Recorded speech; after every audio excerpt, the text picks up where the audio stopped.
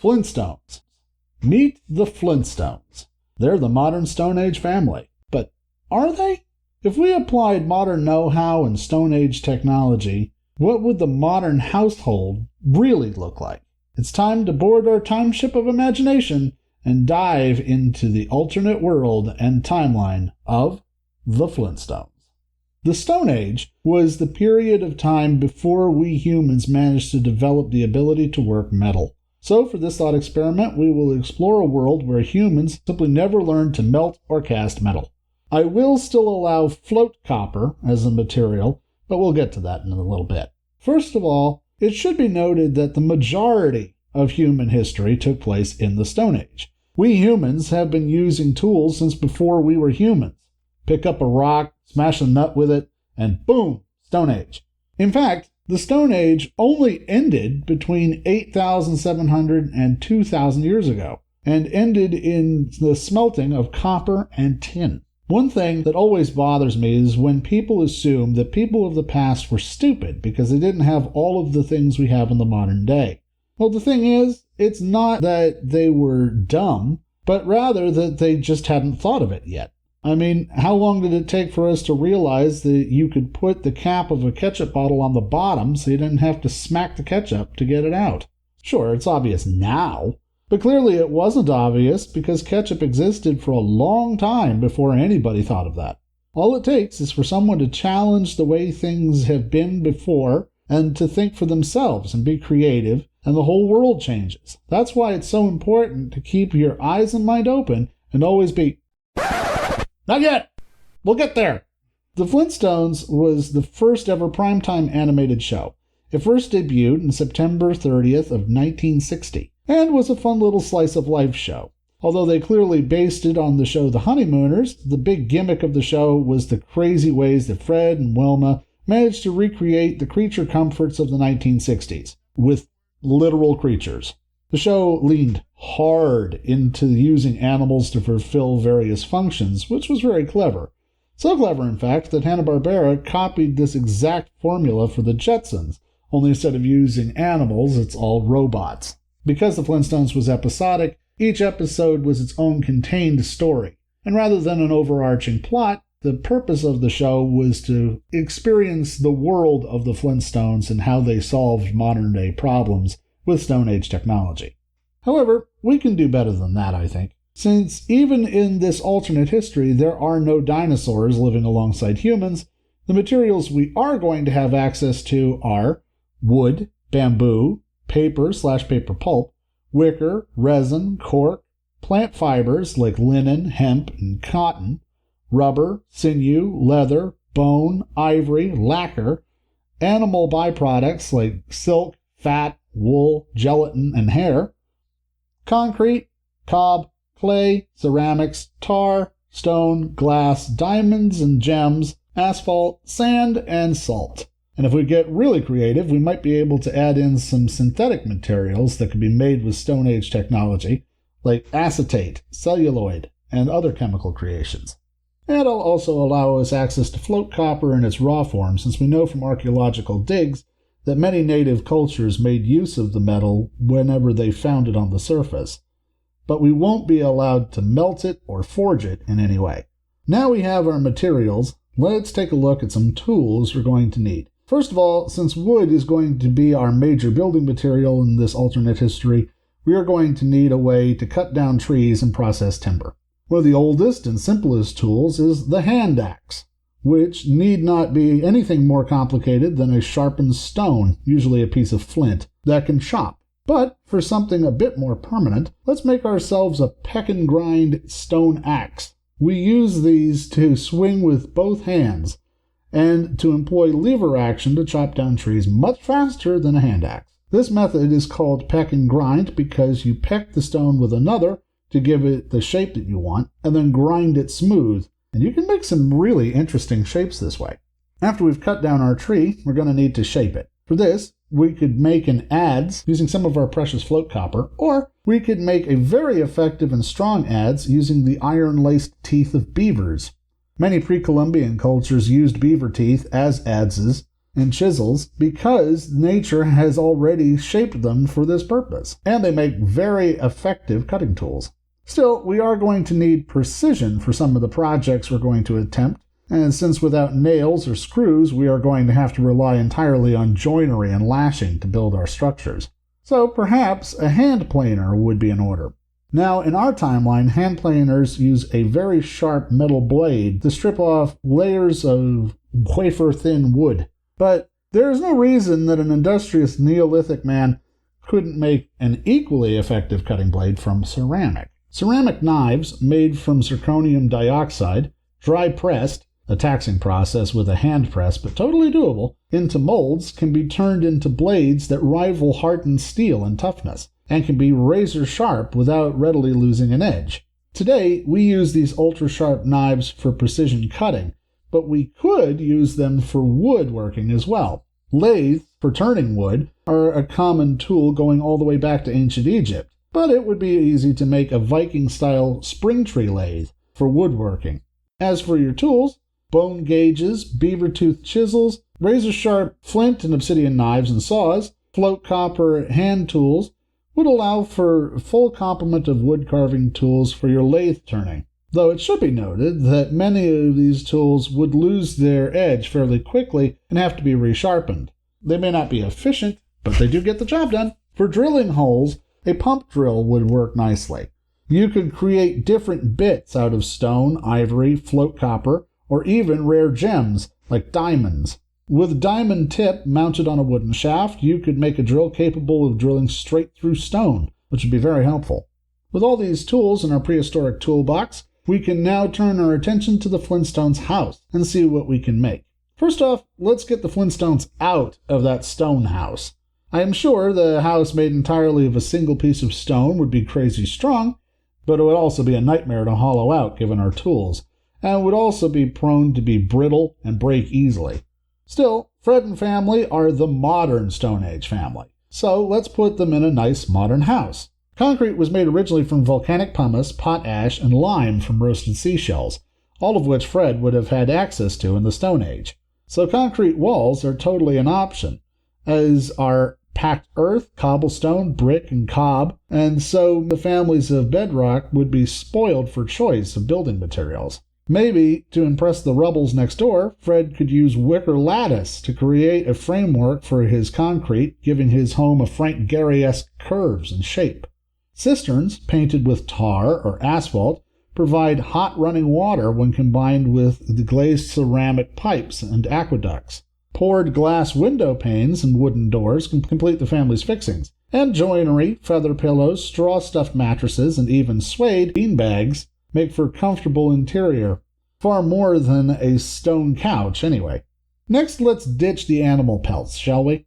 Access to natural fibers like linen, silk, wool, felt, and cotton, not to mention leather and buckskins, means that Wilma can just about wear any fashion that we have today. Historically, cotton was not used much for clothing because it was hard to separate the seeds from the fibers.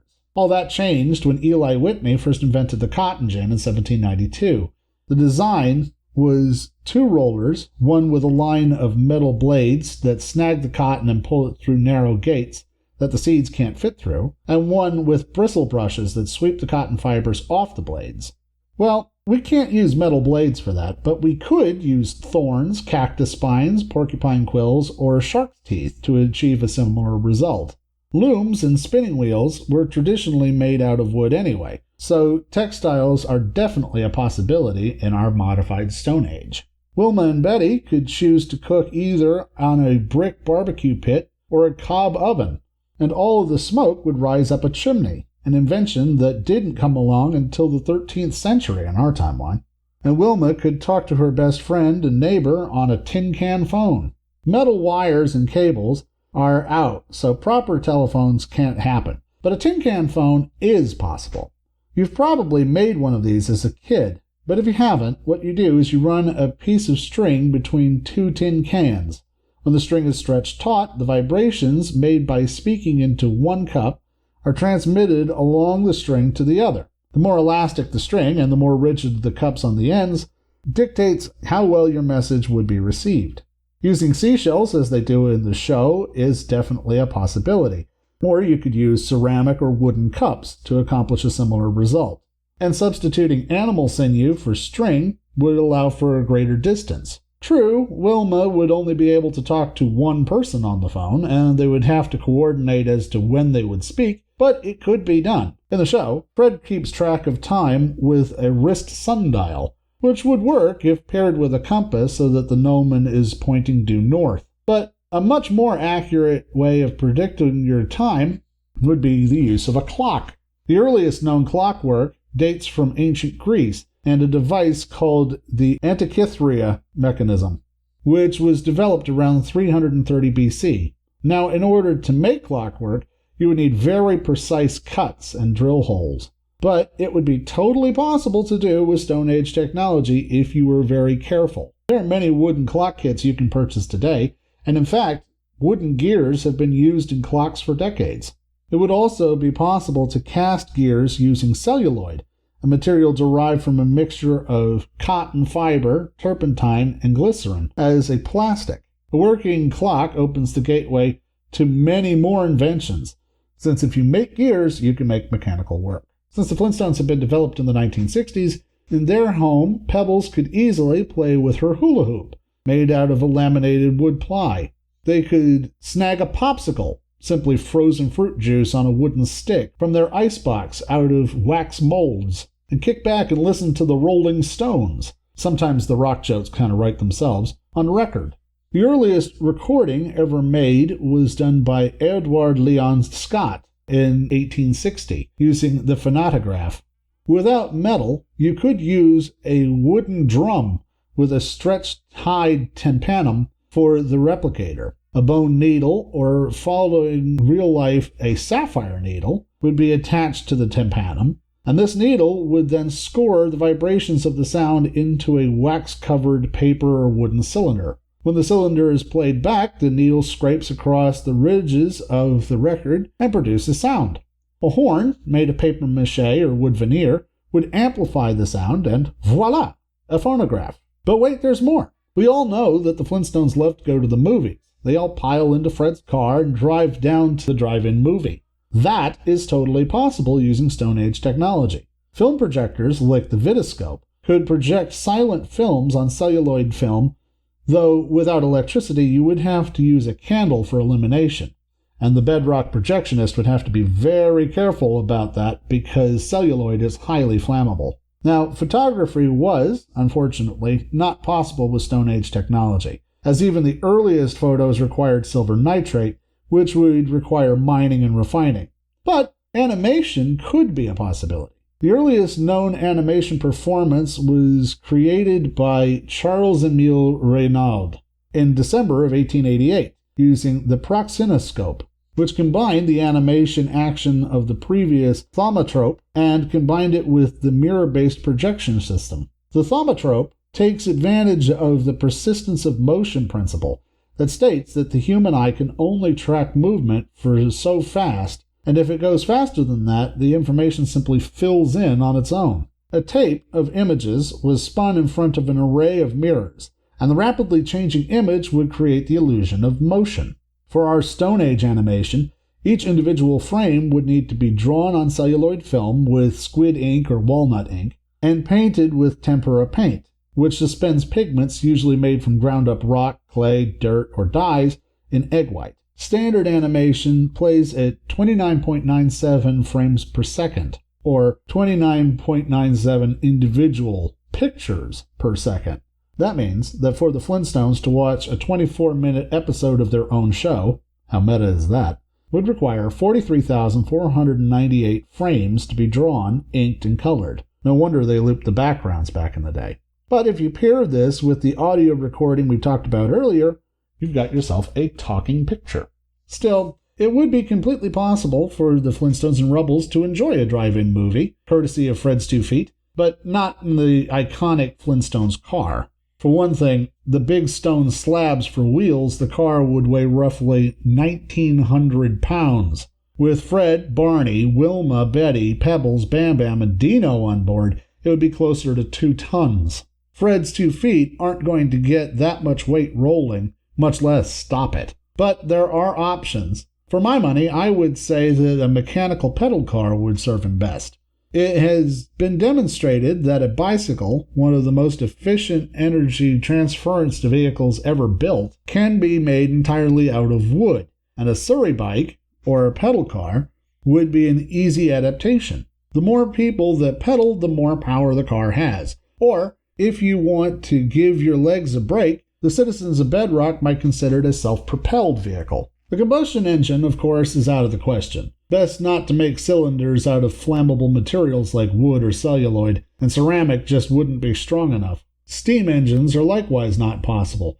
Plywood can't form a tight enough seal to contain that sort of pressure without deforming. But a spring-loaded wind-up option might be possible. Leonardo da Vinci designed a self-propelled cart that ran on tensioned bow arms, wooden gears, and rope torque.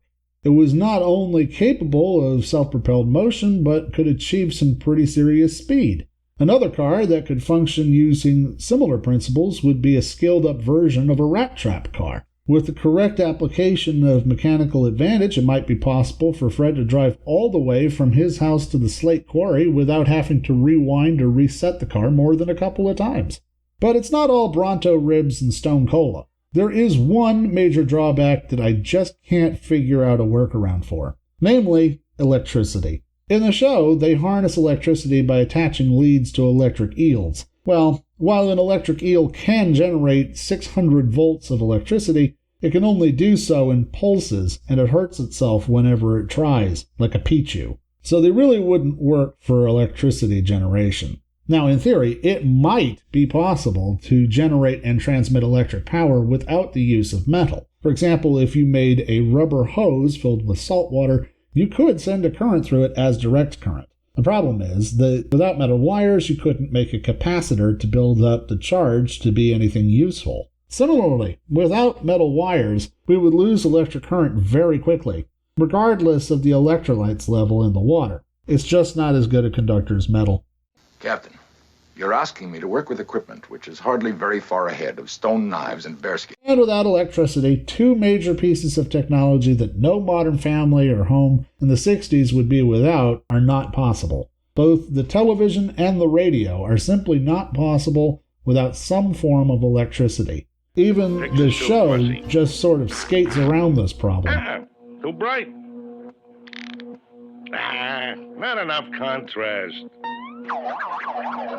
There. Now the picture's perfect. Yeah, pretty sure that's not how that works, Fred. The Neolithic man was essentially not very much different from us. People of the Stone Age were very similar to people of today. They had their own ingenuity, their own skills and knowledge, and they laid the bedrock for everything we have today. Stone Age people were not stupid. They were simply unaware of all the stuff that we have today. But they were always keeping their eyes and mind open, and they were always creative.